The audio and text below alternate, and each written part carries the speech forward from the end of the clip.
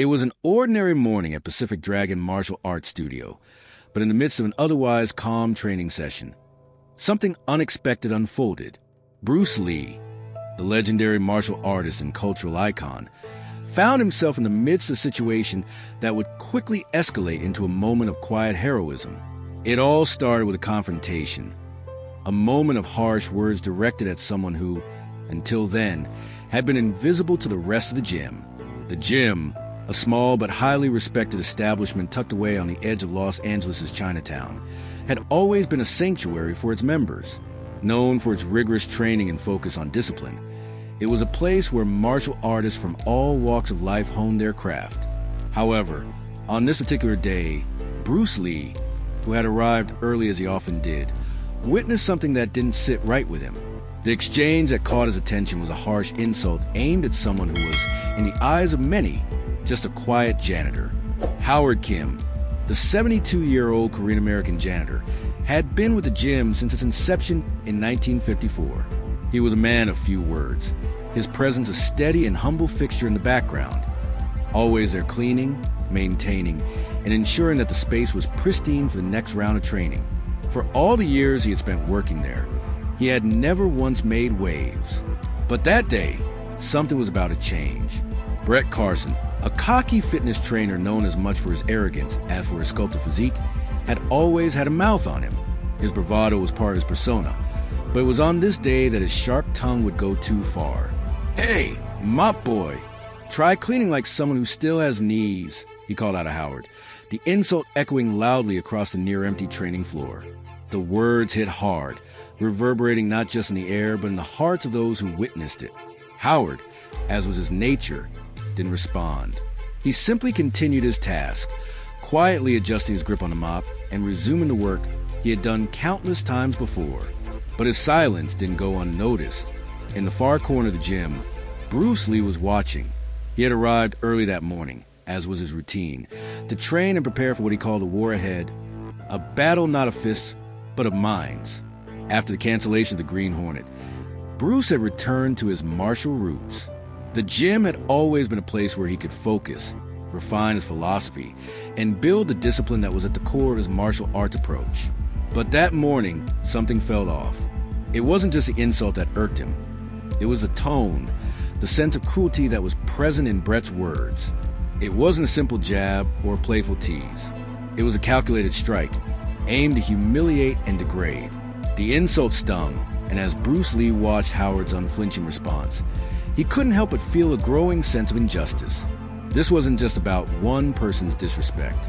It was about the way people like Howard, people who were quietly in the background, are often overlooked and mistreated. Denise, the gym manager, who had been observing Bruce's reaction from across the room, walked over to him. "Sorry you had to hear that," she said, offering a half-hearted apology. "Brett's like that.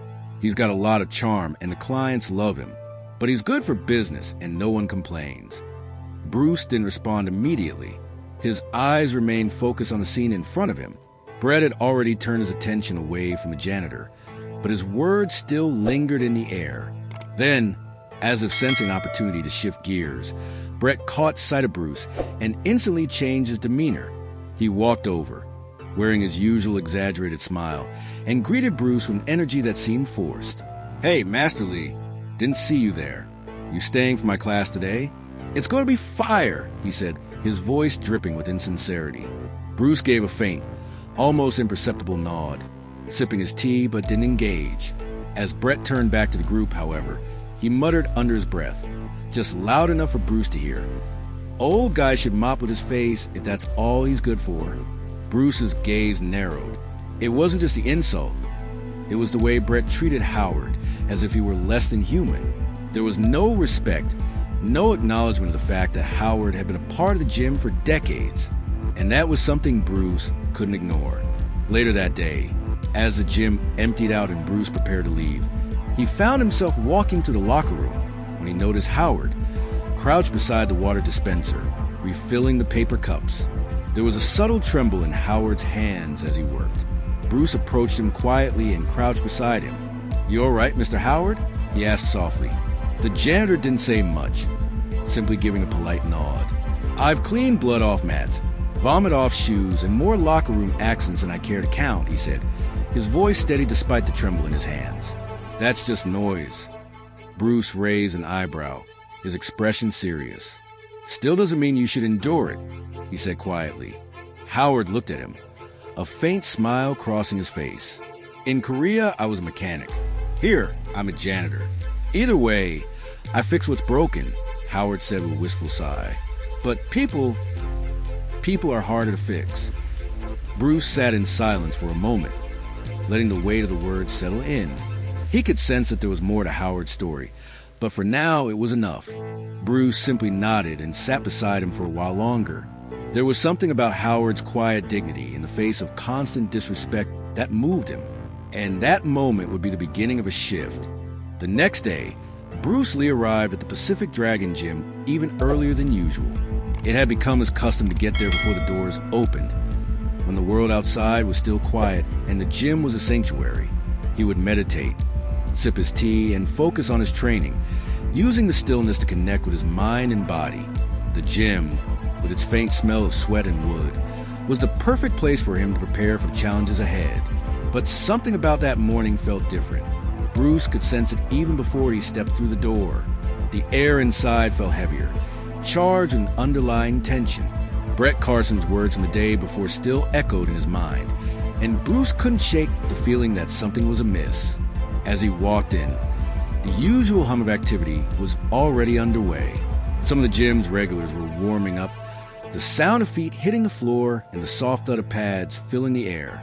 In the far corner, Howard was already at work, sweeping the floor, dusting equipment, and preparing the space for another busy day of training.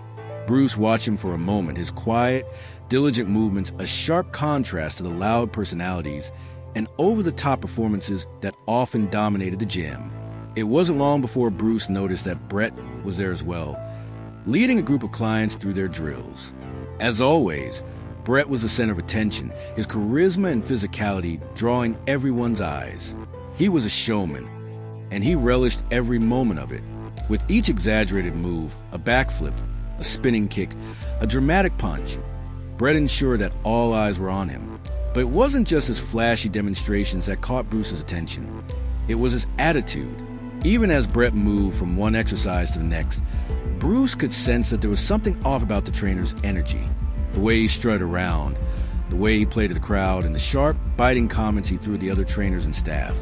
It was all designed to reinforce one thing: his dominance. Bruce watched as Brett, with all his bravado, continued to run his class, impressing the clients with his flashy movements, but also leaving behind a trail of disrespect. He would make jokes at others' expense, often at the expense of the more vulnerable or overlooked members of the gym. This time, it wasn't just a playful remark. In the middle of his routine, Brett made a pointed gesture that no one could ignore. He tossed a soaked towel to the ground carelessly and, without skipping a beat, spilled his coffee right next to it. "Clean up on aisle, pathetic," he sneered, his voice dripping with disdain as he turned away. The students, unsure of how to react, shifted uncomfortably, some nervously laughing to ease attention. But the only person who didn't laugh, the only person who didn't flinch was Howard. With his usual quiet grace, Howard stepped forward, grabbed a rag, and slowly made his way toward the towel and spilled coffee. He didn't say a word, didn't make eye contact with anyone. He simply began his work, cleaning up the mess without complaint or reaction. Bruce's eyes followed him as he moved. There was no anger in Howard's actions, but Bruce could see the weariness in his posture. The quiet dignity with which he worked in the face of constant disregard was something Bruce couldn't ignore. He had always believed that martial arts was more than just the techniques and physicality. It was about the mind, the spirit, and the way one carried themselves in the world. Bruce had always been a champion of humility and discipline, but he couldn't help but feel that Howard was embodying something deeper, a lesson in quiet strength that Bruce had not seen in a long time. After class ended and the students filed out, Bruce stood in the corner, waiting. He wasn't in a hurry to leave. Something told him that he needed to stay, to observe just a little longer. When the gym had cleared, he saw Brett, once again in the spotlight, speaking to a few of the students, soaking the adoration that came with his role as the gym's top trainer. But it wasn't long before Bruce saw Howard approach the corner of the room, his mop bucket in hand. As he did every day, Howard began cleaning the mats, moving methodically and quietly. It was almost as though the rest of the world didn't exist for him in these moments. But Bruce could see something else beneath the surface, a story that had yet to be told. Later that day, Bruce spoke to Denise again. "How long has this been happening?" he asked quietly. Denise, who had been working at the gym for a while, looked uncomfortable. She hesitated before responding. "It's been getting worse. Brett's always been like this, but lately it's been worse. The way he talks to Howard, it's just..." She trailed off, unsure of how to explain the growing discomfort that had settled over the gym. Bruce's eyes narrowed. "And Howard, does he ever say anything?" Denise shook her head. "No, Howard never complains. He's always been quiet, just does his job. But you know, Bruce, I can't afford to lose Brett. He brings in a younger crowd, keeps things running smoothly. Howard," she paused, looking toward the janitor. "Howard's invisible to most people. No one notices him. He's always there, but no one really sees him." Bruce nodded slowly, his mind churning with the implications of what he had witnessed. He knew that it wasn't just about the words that had been spoken. It was about a deeper issue, the way the gym, and by extension society, treated those who were often seen as less important. Bruce knew that if he didn't do something now, this kind of behavior would only continue to fester. That night, as the gym began to empty out, Bruce stayed late. He watched Howard clean, his movements methodical and precise. But tonight was different. Tonight, Bruce was going to do more than just observe. He picked up a mop and quietly began helping. Howard looked up, startled. "What are you doing?" he asked. Bruce smiled. "Learning." And so they mopped in silence. But as the minutes passed, Howard began to open up. "You ever hear of the Navy Pacific boxing trials in 1948? Howard asked quietly. Bruce raised an eyebrow. "No, I haven't. I placed third," Howard continued, his voice softening. "A dislocated shoulder ended my chances, but it taught me a lot about footwork. That's why I can move so cleanly when I clean." Bruce smiled faintly. He hadn't expected that answer. Howard was no ordinary janitor. He was a man with a history, with experience, and with a deep understanding of movement. That moment, as they stood together in silence, Bruce realized that this man had a wisdom that went far beyond his role as a janitor. And there you have it, folks. The story of Bruce Lee, who not only demonstrated his martial prowess, but also showed us the true power of wisdom, humility, and respect. By standing up for someone often overlooked, Bruce changed the entire atmosphere of his gym. That day, he reminded us all that real strength isn't just physical. It's about how we treat others, no matter their status. What Bruce did in that gym wasn't just a physical confrontation. It was a shift in perspective. He showed us that martial arts isn't about domination. It's about discipline, understanding, and respecting everyone, regardless of their role. Bruce Lee didn't just fight with his fists that day. He fought for values that go beyond technique, that speak to our humanity, and that inspire us to be better both on and off the mat. So, if you enjoyed this story and think that humility, respect, and empathy should be at the heart of martial arts and life in general, make sure to subscribe to the channel for more content like this. And I'd love to hear your thoughts. What would you have done in Bruce Lee's shoes? Drop your comment below and let's start a conversation. What lessons can we all take away from this story? Remember, every small act of respect, every moment of standing up for others has the power to change the world. It's not just about fighting with your hands, but fighting with your heart, defending what's right, and lifting up those who may be overlooked. Thank you for watching, and thank you for being part of this community. Don't forget to hit that like button if this story resonated with you. And I'll see you next time for more stories, lessons, and martial wisdom. Call to action. Subscribe to the channel for more inspiring stories like this. Drop a comment and share what you would have done in Bruce's place. Let's get a conversation going. Like the video if you believe humility and respect are the true pillars of martial arts. Thanks again, and I'll catch you in the next one.